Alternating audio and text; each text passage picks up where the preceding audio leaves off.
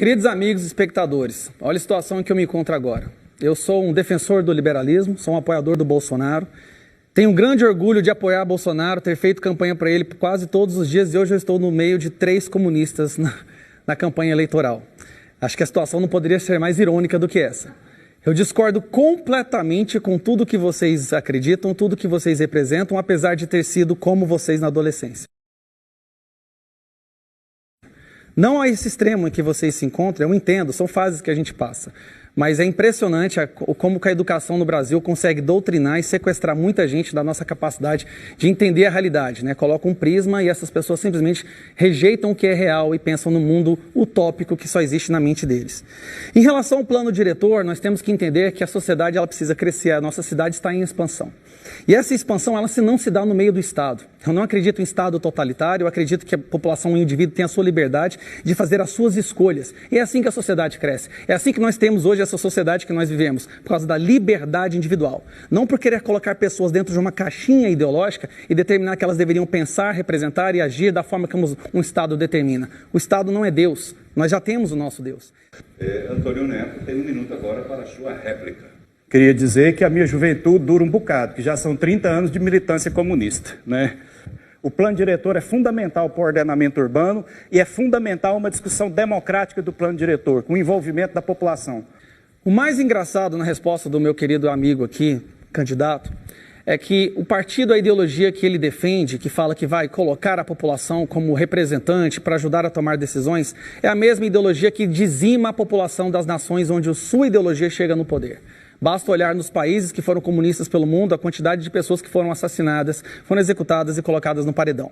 A minha sorte, e como vocês mesmos disseram, né, com o derrotismo, que não tem a menor chance, eu acredito que eu tenho, a nossa sorte é que essa ideologia não vai chegar na prefeitura e nem vai chegar na presidência do nosso país jamais, porque nós já aprendemos com o nosso erro. Porque caso chegasse, eu provavelmente, você que está aí me assistir, seria uma das pessoas que estaria no paredão levando um tiro na testa, como é o que aconteceu na maioria, se não todos os países onde o comunismo chegou no poder. Então nós temos que nesse momento levantar as mãos para Deus e agradecer que essa ideia está morrendo aos poucos. E apenas algumas pessoas, como você mesmo disse, estão na juventude há 30 anos, apenas esses homens que se recusam a sair da juventude ainda defendem essa ideia. Sim, só para comentar o que foi colocado pelo candidato Gustavo Gaia, eu pelo menos tenho sim a intenção, né, a vontade de me eleger, não estou aqui com um discurso derrotista, eu não sei se o candidato vai ter a mesma possibilidade, porque está devendo documentos para a justiça, né?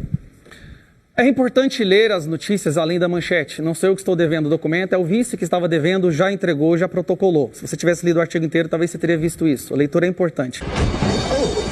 Agora, falando um pouco da geração de emprego, nós ouvimos um discurso muito bonito que foi usado ao longo de muitos anos e acabou matando mais de 100 milhões de pessoas.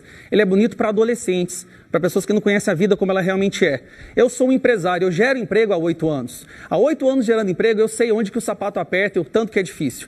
E quando eu falo que é antagonista sim ao empreendedorismo, porque o que vocês defendem é um Estado maior, que é o mais peso nos nossos ombros. Mais difícil para nós empreendedores, para poder seguir todas as regulamentações, a burocracia, os tributos que nós temos que pagar. Muitas vezes nós não pagamos um salário maior para quem trabalha conosco, justamente porque é o Estado que está levando, o Estado que você diviniza tanto. Então, na verdade, eu gero emprego há 8 anos, eu sei onde o sapato aperta. Vou aproveitar até esses 10 segundos para gerar emprego nesse momento. Na minha escola, eu estou precisando de professores de inglês, porque nós estamos crescendo. Se você é um professor de inglês e está precisando de trabalho, por favor, entre em contato comigo. Você se colocou como bolsonarista, né? Aí eu gostaria de perguntar para você se você considera que a pandemia foi só uma gripezinha. Porque, ignorando a questão histórica de quantas milhões de pessoas, a gente sabe que essas 160 mil pessoas mortas têm o caráter aberto de genocídio. Isso é uma coisa que a gente sabe. E na opinião do nosso partido, essa responsabilidade foi principalmente do Bolsonaro, porque uma política mais consequente teria cortado pelo menos um zero. Candidato, eu tenho certeza que, de acordo com a sua política, a sua ideologia, todos os insucessos que você teve na sua vida e todas as desgraças do mundo são culpa do Bolsonaro. É fácil quando a gente consegue culpar outra pessoa e tira de nós a nossa responsabilidade ou a nossa independência. Isso é uma coisa que é muito comum à esquerda. Eu sei disso porque eu estive lá na adolescência, mas graças a Deus eu consegui escapar desse calabouço ideológico. Mas vamos lá. A própria OMS disse no início que não deveria ser preocupado. Enquanto a OMS não tinha alertado o mundo, o Bolsonaro decretou estado de emergência aqui, estado de alerta aqui no Brasil. A OMS, tudo que ela falou, ela voltou atrás. O que o Bolsonaro tinha dito desde o início se provou ser verdade.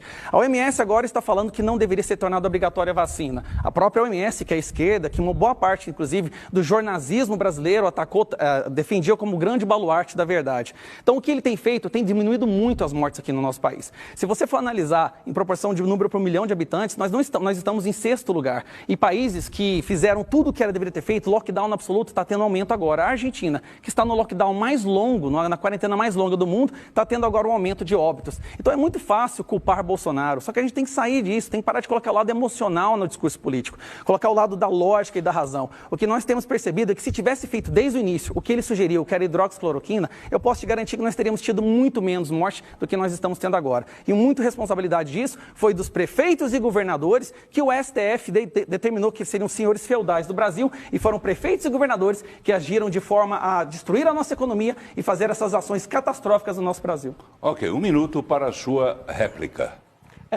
O Bolsonaro é ao contrário de outros países, como a China e Cuba, que praticamente resolveram o problema, né? Porque tomaram medidas proporcionais.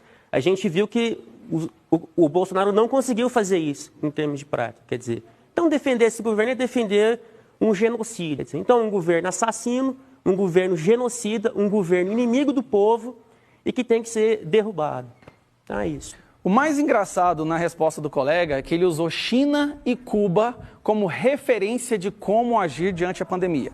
Lembrando que China e Cuba não temos acesso à informação, não se sabe quantas milhares ou milhões de pessoas morreram na China, porque não existe liberdade de imprensa, não existe liberdade de expressão, assim como em Cuba também. Então é muito fácil usar esses países, que são na verdade uma caixa de segredo, assim como a Coreia do Norte, você esqueceu de citar a Coreia do Norte, né? Assim como a Coreia do Norte, que não se sabe o que se passa lá, por quê? Porque são países comunistas, porque são países onde o indivíduo não significa nada. Você só tem valor se você faz parte de um coletivo, e se você não faz parte dele, você é fuzilado no paredão. Então achei muito engraçado os países que você usou para servir de referência, né? A China, o Partido Comunista Chinês, inclusive, que foi onde saiu essa pandemia e que a OMS disse que não transmitia de ser humano para ser humano. E agora a China e a OMS são usados como baluarte do que deve ser feito, do que é correto ou o que não é. É realmente uma comédia. É muito engraçado você usar esses países como referência. Muitas pessoas se perguntam de onde saiu o Gustavo Gaia, que não faz parte da política, de repente está se candidatando a prefeito de Goiânia. E eu saí daí, do outro lado da tela. Igual a você, que estava indignado com o rumo que o nosso país estava tomando. Indignado com a doutrinação que acontece nas nossas escolas, que sequestram os filhos e colocam ele contra os pais, muitas vezes os transformando em comunistas. Porque é isso que a doutrinação tem feito ao longo dos últimos anos. Como nós vimos hoje, o comunismo cheio do ódio, que gosta de atacar. E uma resposta rápida ao querido amigo.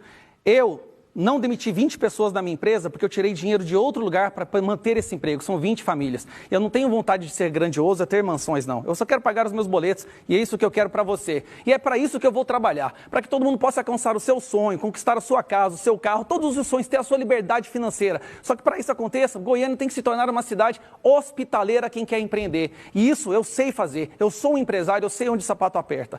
Então, se você quer apoiar esse projeto, vamos virar o jogo. Dá tempo, pessoal. A gente pode fazer isso acontecer.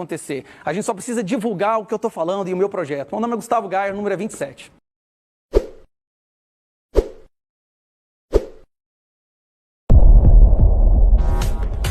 Já fiz minha decisão, dessa vez voto direito. O meu voto vai ser Gustavo Gaia, prefeito. Já fiz minha decisão, é 27 no peito. O meu voto vai ser Gustavo Gaia, prefeito. Quanto vocês receberam pra estar aqui hoje?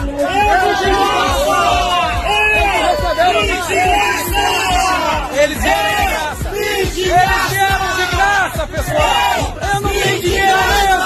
Não uso fundo eleitoral! Não faço coligação! Isso aqui é uma onda que está acontecendo em Goiânia, gente! É uma história muito bonita! Eu também vim de graça! 27, nosso prefeito de Goiânia! Tchau!